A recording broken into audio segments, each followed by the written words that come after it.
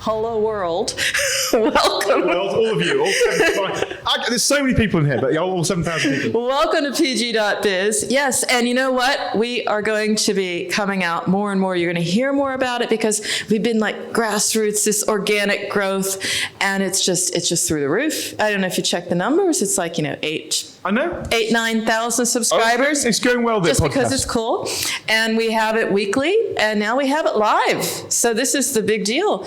And it's just about the show because we're drawing a line under it, just closing it now, and 10 years on top of that. And you've been out there. You've been the eyes and the ears of everyone who couldn't visit the tracks, couldn't talk to the cool people, that wasn't doing what you were doing. For example, Chris, chatting up in the VIP room, talking to... I wasn't chatting up anyone in the VIP room. Not chatting up in that sense. That's not British. No, you were talking to cool people, and I talked Don't let my wife see this. I'm in all sorts of trouble. I was just talking to people. Well, that's natural, Chris. So we know what you do. Let's talk about what left massive impression, something from the show. We'll start with that moment, and then we'll get through some themes and some trends. But, something had to have been like the wow moment. It's a wow moment. I mean, there's been so many great things. The thing I want to say for people that unfortunately couldn't attend the show, the energy. I know there's a lot of negativity at the moment in the industry, and for sound reasons. A lot of people losing their jobs, and I do. That isn't great, right? No one wants that to happen.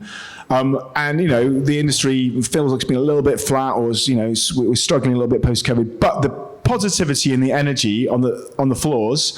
And in the tracks, the last 2 days has been incredible. Obviously there's not everybody's going, the future's incredible, but generally the spirit and the energy here makes me feel we're going to be just fine, right? Like there's so many talented people out there listening to their visions for everything from improving their monetization and their kind of, their advertising through to whole new platforms and technologies they're adopting.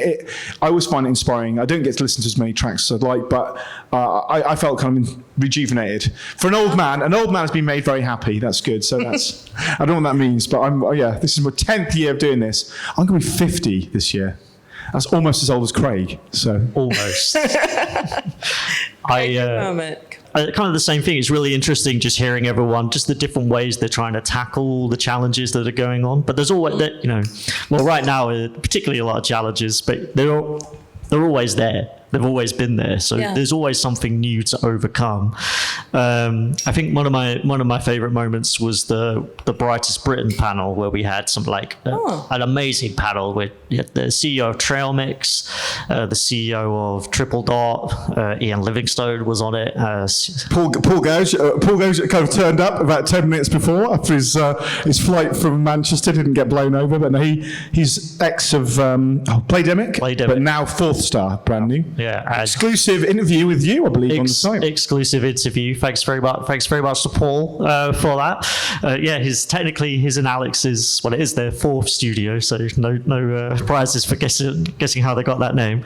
But one of my favourite bits is in his 10 minutes that he got onto the stage. Bless him that he made it.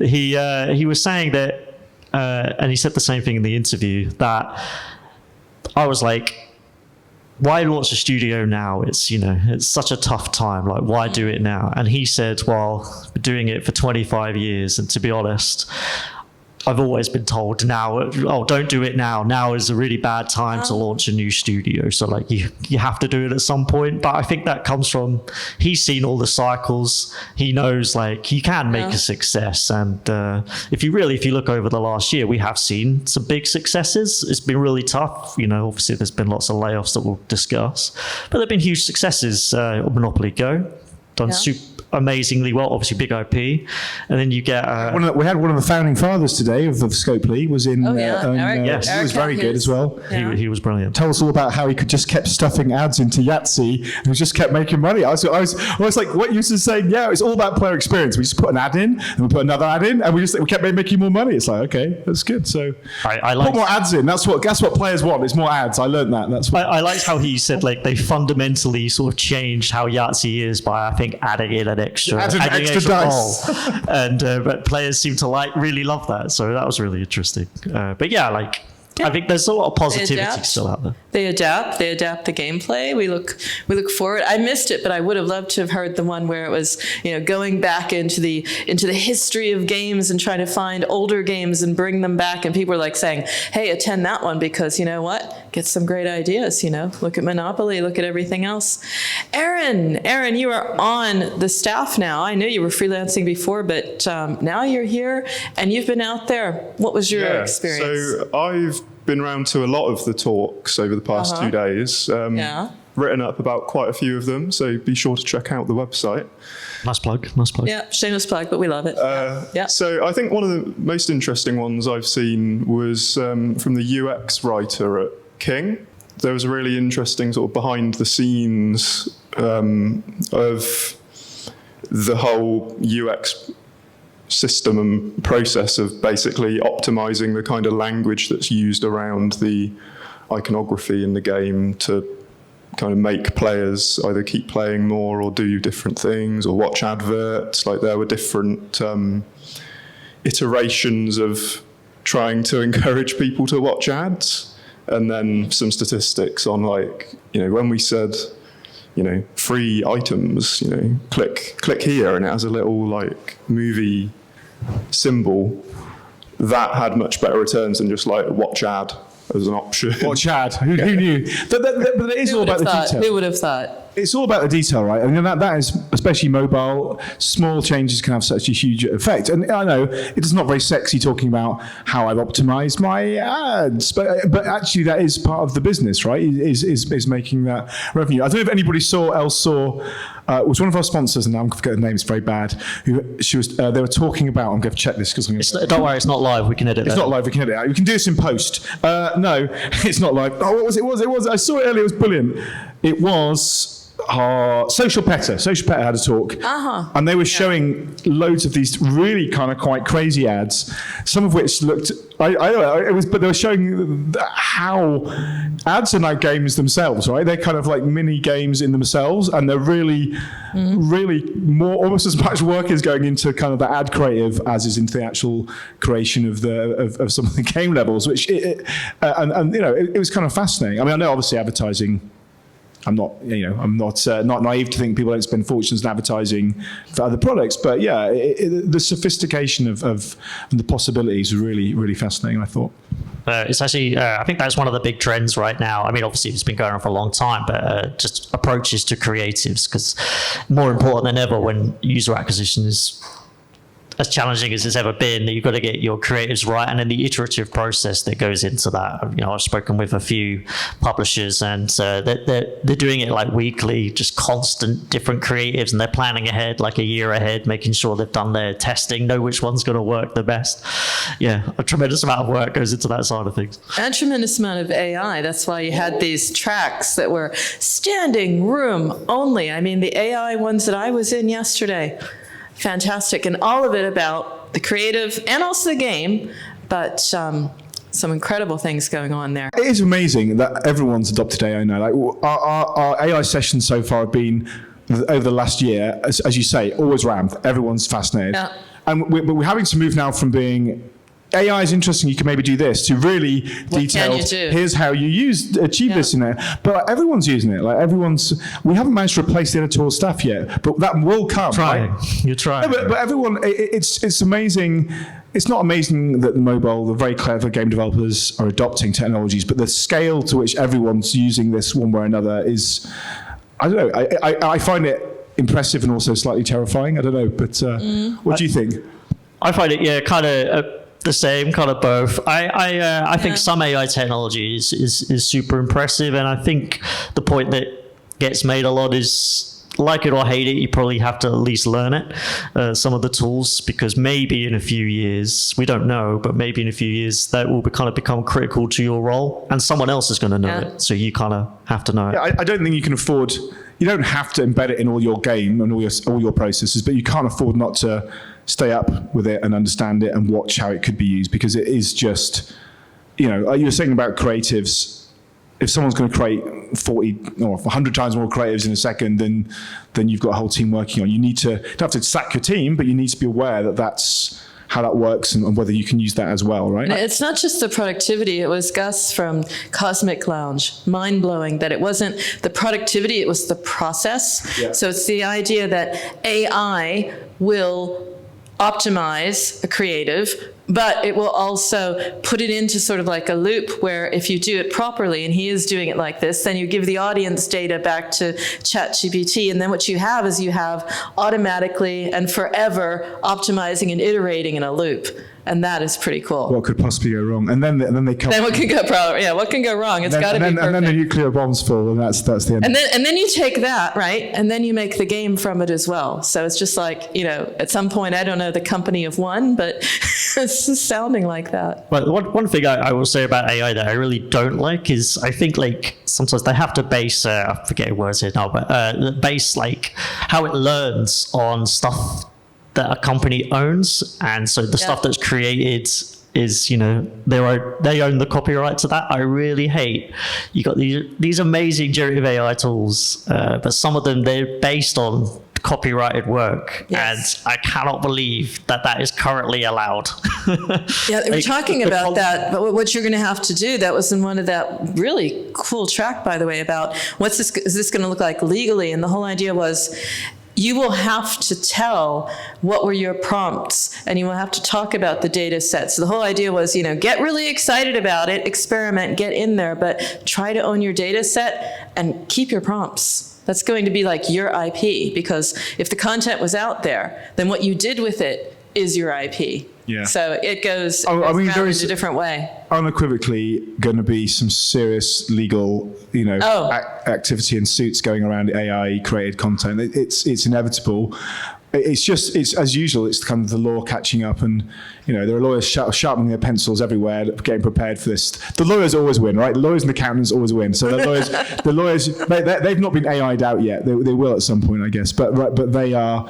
There's going to be stuff happening already.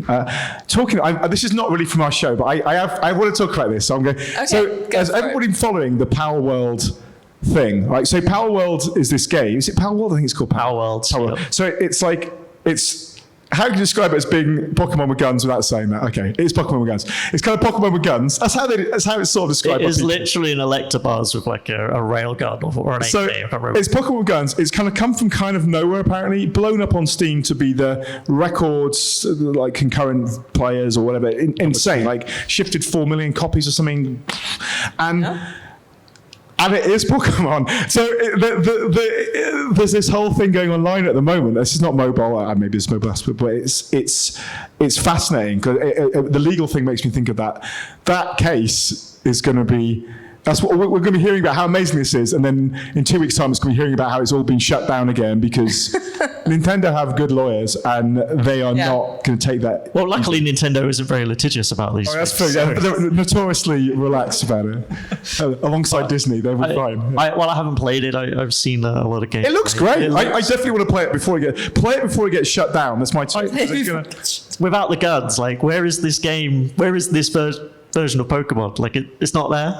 No. Like, I mean, that's like Nintendo is missing. To be fair, they are different. The characters, before we get sued, they are different, and I'm sure maybe they're not based, but they do look similar. And a lot of people have pointed out online that the models underneath look uncannily similar in proportions and stuff. So I don't know, but the reason I mention that, as apart from the fact that it's all buzzing up with my feed at the moment, is that kind of feeds into the AI stuff for me and how AI.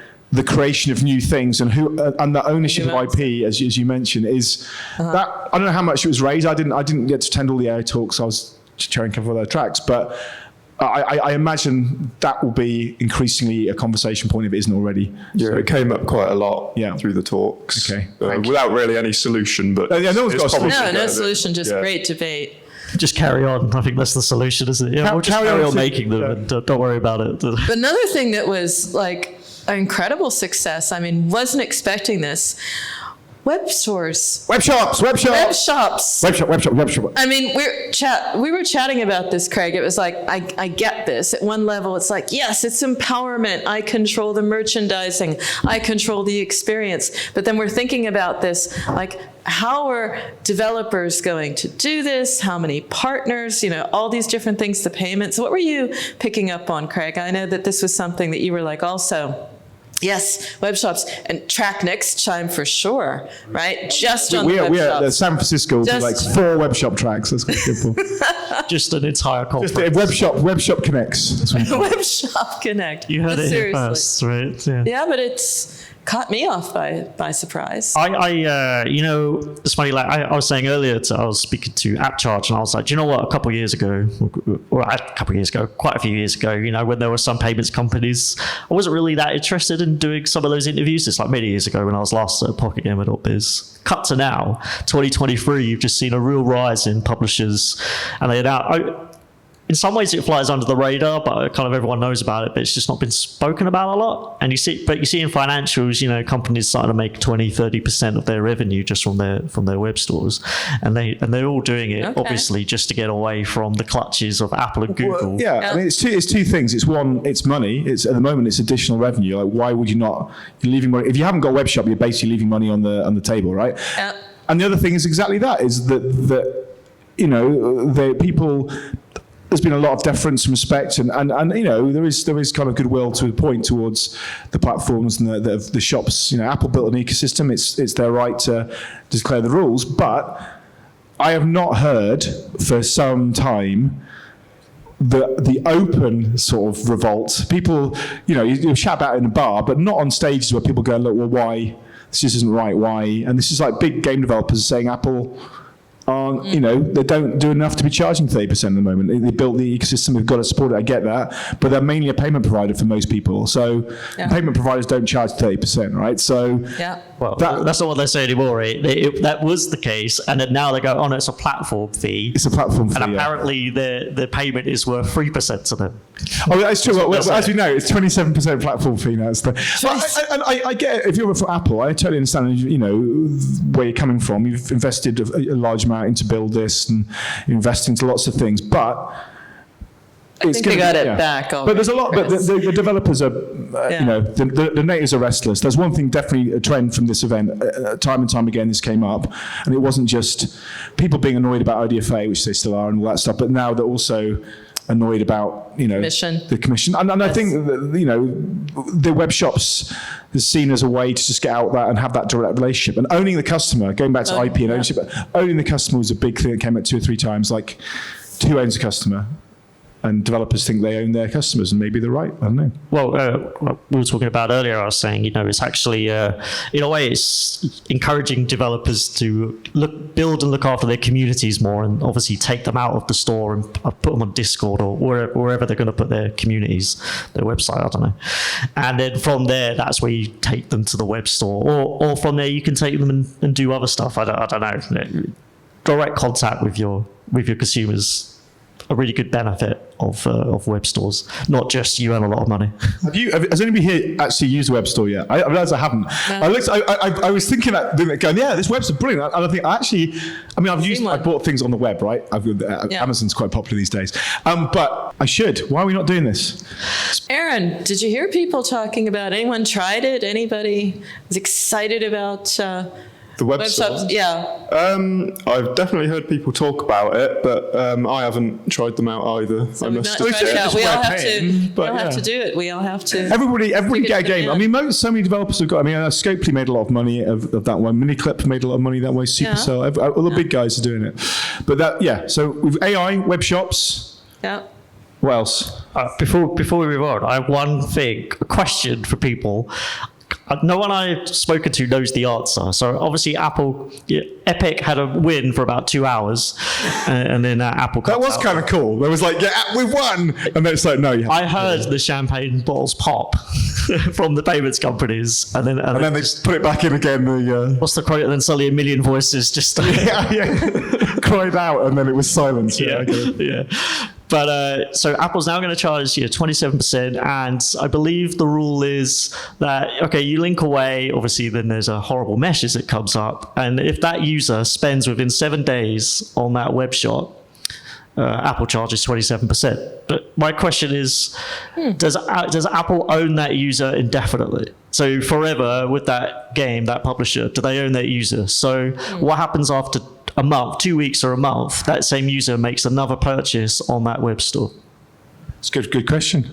And how do they track that? Like, I know you obviously have tracking links, but like tracking links get subsumed by the links, and presumably Apple would then have to demand to be absolutely confident they'd have to kind of audit the web store, because how would they know? Because once it's gone outside the ecosystem, they don't necessarily know. So, but then also, does anyone know the answer to this? Because we don't know that. No, I don't. No, we know Thinking. this. But also, No one's thought it through. No one's thought it through. also to track that, it's not very privacy centric.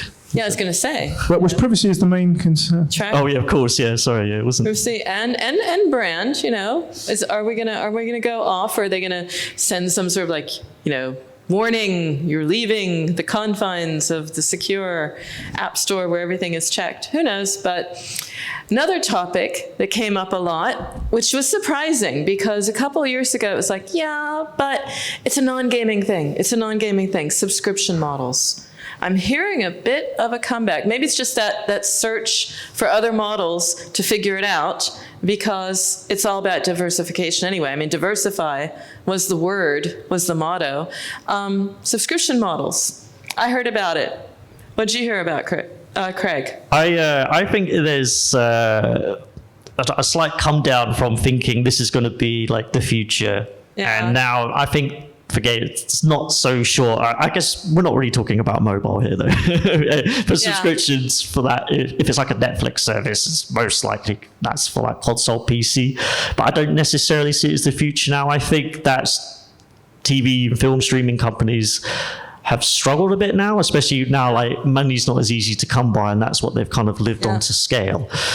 So I think there's a struggle there, and now you're just seeing them do what TV has always done, which is put ads in or bundle it, and now it's just sort of turning into normal television. Yeah. Maybe the model doesn't work. That is fascinating. They're kind of turning back to all those things where you could binge it, and now it's all serialized weekly at a certain time, released. It's like, we've done that before. That's what we used to have with ads on it. But yeah, I didn't hear much subscriptions this time.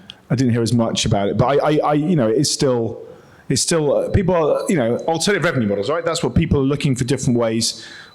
A, they want more money, and B, they want to be outside the control of the App Store. Favorite talk? So I'm taking over because I've got to go in 5 minutes. So I've got to close. I've got a bit thing of results I've got to announce. So I was very excited. So what was your favorite, Peggy? I mean, you've seen a lot. So what was your favorite thing, Peggy? What was your favorite either talk or topic?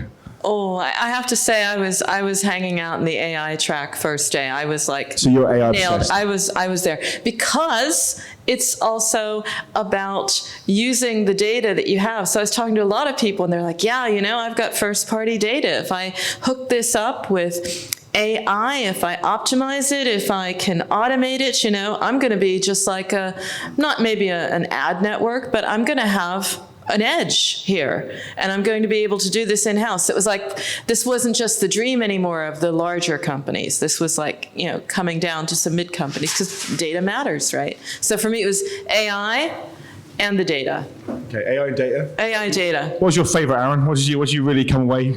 So another AI one I really liked. I think it was Corbomite Games. Oh yeah. Started off yesterday. So first thing in the morning, Monday morning. Not everyone's favourite time of day. The 6 a.m. session, everyone likes it. But so went into, sat down, got ready, got set up. And so it was a talk about AI, and the whole presentation was made using AI. There were like over 200 slides, and it was all like AI generated stuff. So really kind of set the tone. And they had an AI generated song about PGC. Oh wow! Oh nice! It's like karaoke all over again. Wow. Like, wow! I didn't. I want. Now I'm going to have to go and watch the video. It will also be available in the for people that attended in the video vault in a couple of weeks. For the podcast. I'm now obsessed with that. That's good. Okay, was it a good song? Yeah, really. What was it about? It was like a modern pop. Can you give us a go? Oh. Yeah, give us a couple of bars, Aaron. It was a female vocalist. I can't do it justice. Good cop out. That was good. That's a female vocalist. Can't do that one, Aaron. So, what was your favourite, Craig? I kind of said earlier, I still loved the Brightest Britain panel, because we had just what's the word? Creme de la creme of the UK games industry. They're all giving really good advice and just kind of telling their experiences that they've been through, and that things are tough now, but things could get better. And I think with that, one thing I would want to say earlier is that often the biggest, most successful, strongest companies are launched in a recession or a downturn. Like, obviously, one of the things, the flip side of, unfortunately, people losing their roles at the moment is that there's an incredible amount of talent. There's going to be a lot of new startups coming out because people, aren't going to sit on their hands forever. People don't tend to leave the games industry if they can possibly help it. Like, it's not, people might pop away to something else and come back. So I think in some ways there's probably not a better time to start something new because, people's expectations are a bit low. Yeah, raising money is going to be kind of tougher. That's the one thing. But if you can do something without needing, a fortune, if you can do it on angel investments early or just bootstrap it, I think it's not a terrible time. So, I think the positivity, like you said, was good. I saw three things I thought were brilliant.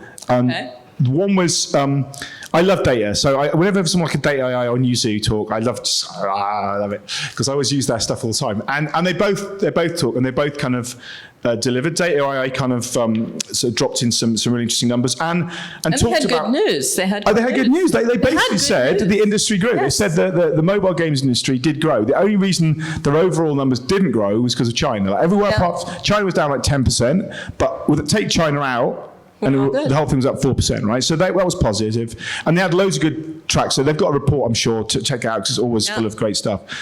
The interesting news zoo came on and they kind of grew a little bit more. Our numbers probably about right, but maybe a bit lower overall. But they did say, they had a really good talk about going from using mobile IP into PC, which kind of sounds like kind of negative, but actually the whole cross-platform thinking, that stuff was really kind of got me thinking that I was thinking, that's not very positive, is it? Why are you leaving mobile? But it's not necessarily about leaving mobile. It's about going, I can still build my brand, my game here, but I can also monetize it in a different way or in a different place. And that was really interesting. That's a good talk. And what was the other thing I saw? I can't remember now. The Scopely guy, I thought that was brilliant. He was, it's not often you have like a probable billionaire in the room next to you. So he probably isn't a billionaire, but he sold it for $5 billion. I don't reckon he's hard up. But he had a kind of a saintly glow about him of someone who just knew what he was doing, and his new business of helping games companies seems pretty smart. But yeah, he was really interesting talking a bit about Yahtzee. He couldn't say much about Monopoly Go, which is everybody else playing Monopoly Go? I know all these interactions. Hands, are we playing Monopoly Go here? We've got people, everybody. Yeah, everybody. Why are we playing it? It's so stupid, but I can't stop playing it. It's just so stupid. It feels so when you roll the dice. It's so good and so bad. It's like I'm going round so I can get the stickers, which you can never get. I'm going to Facebook. I'm posting. I'm a 49-year-old man going to Facebook going, can I trade this little picture of a dog for a little picture? It's insane. Return a farm bill. It's incredible, but it's so good, but so bad. But that was fascinating getting insight from those people. And we had some really high caliber people here, so that was really cool. Sorry, I'm keep looking at my watch. I've got to go in a minute. No, we don't have a watch. We don't have a clock, but we have to end it by looking to the next one, Chris. I mean, this is a hard one to top. What is next? We've got a lot going on. We're doing another one. We're doing a ton. We've got about 7 more this year. I know. We actually did plan to do 7 last year. No, it's San Francisco next. So if you're going out for GDC week, our GDC adjacent or affiliated or event is on Monday, Tuesday, GDC week. That's going to be good. That's already getting really good sign up. So we're happy with that. Then we're in Dubai. Start of May, which is a much better time to go to Dubai than mid-June. We went last year when it was a little bit too hot. But that's brilliant, actually. The Middle East, that was another thing that came out from the data. The Middle East is the fastest growing part of the games industry. It's kind of I wouldn't say it's a blue ocean, but it's a much less scarlet ocean than some of the other worlds. There's genuine opportunity there, and I think if you're not already looking in the Middle East, you should go to our show or take a visit and just get your head around it, because that's a very young population, very fast growing in terms of gaming population, and there's a lot of money out there as well. And then we'll be doing the Mobile Games Awards in Gamescom this year. It's going to be some move, going to make it bigger. It's going to be a dinner. It's been cool. And then we've got PGC Helsinki end of September, start of October. Yeah. And then we've got Jordan and Saudi Arabia to fit in. and maybe another one, but I'm not allowed to talk about it. Oh. So we'll have 7 or 8. It'll be fine. But so you can go to PGC everywhere. There'll be one in your house at some point. We'll AI it. Oh, I mean, you did try that during the pandemic, to be fair. We did do a PGC in your house. That's Chris, true. we're gonna make it a thing. We're gonna do this at everyone. Come on, there's got to be a way to fit it in. We got to have it.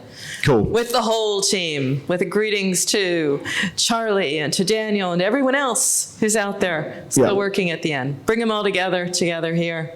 Yeah. Yeah, we're going to do it again. But thank you for. This is a bit of an impromptu thing because we lost a couple of speakers. We thought we'd try and fill the space. So we're gonna bid you farewell to this. I don't know how do you wrap up the podcast usually. I've only been on it twice. You're coming back. Yeah, but how do you wrap it up? How do you wrap up? How do we wrap it up? Not the whole series. Oh, come on. I don't want to wrap it up the way we really do it, because then we say, before we leave, we have to ask you your favorite game of all time. Oh, okay. So we're not going to, are we going to do that? Oh, what the hell? Yours I probably know. Monopoly Go. My favourite game of all time? Yeah. That's an incredibly difficult question. Alien Isolation is the best game I've ever played. Sensible Soccer, probably. That's really dating me. Okay. I just love Craig football is games. very determined here in his. Come on, Aaron. I'll go with Xenoblade Chronicles 3. It's very specific. 3, the third verse, is always the best. Yeah. Right. We've done it. Cool. I've got to go and announce things. So thank you very much for staying here and listening to us. And to our about the show. audience here. Hey, thanks so much. Live response. Sorry. This show is all about how to do your job better, how to make an amazing game, how to market it, and you have a say. So if you have a story or know someone we need to shine a light on, then we would love to hear from you. We want to hear from you. We want to reflect the reality of the mobile games market in all its wonderful complexity and strangeness. So if you have any suggestions for us, if you have any feedback for us, you can always get in touch. You can email us at podcast@PocketGamer.biz. You can find us on Twitter @PGBiz, and you can reach out to us through the PocketGamer.biz website. If you're interested in listening to all of our podcasts, you can find them at PocketGamer.biz/podcast, and we would love to hear your thoughts on future shows. And we've got you covered on all the major platforms, so subscribe to the audio podcast, as Brian said. Look for us on YouTube. If you want to read it, hey, you can do that too, because we have a companion post for you as well on the PocketGamer.biz website. Tune in again for the next edition of the PocketGamer.biz podcast, and we look forward to speaking to you in the near future. Until then, I'm Brian Baglow. I'm Peggy Anne Salz, and that's a wrap until next week.